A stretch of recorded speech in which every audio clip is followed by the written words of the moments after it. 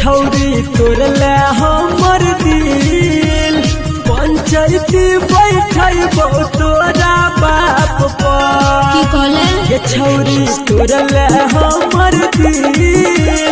पंचायती बैठबो तोरा बाप पर झूठो कोरई नहीं तू हमरा बदनाम रे कहियो डूबलियै नहीं माए बाबू के नाम रे रे बातोई तोरा तू होई है मिले रे घमंड नहीं करी है तू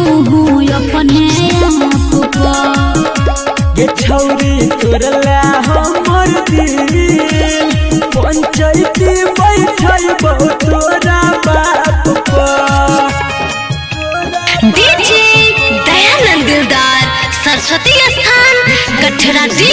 टोल। अपना बना कर दिलही जहिना तू हमारा धोखा गे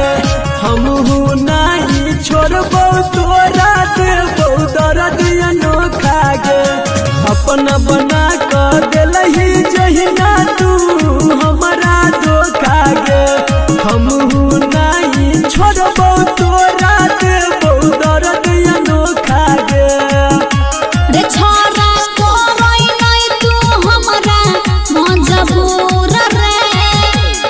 दोसर के बात को ज्यादा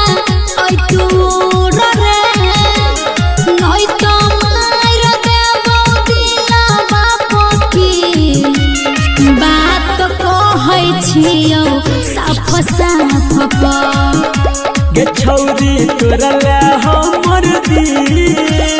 पंचायती बैठबो तोरा बाप पर डीजे दयानंद दिलदार सरस्वती स्थान कठरा डी टोल।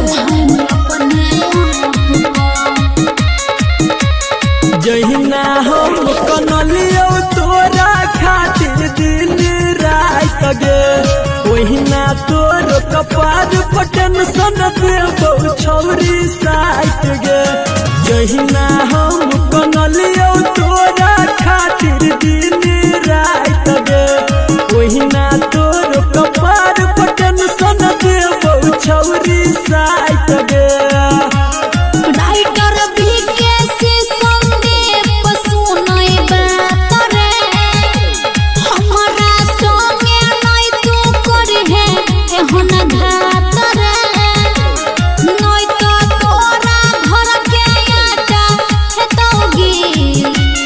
गुस्सा रखबे जे जादे ना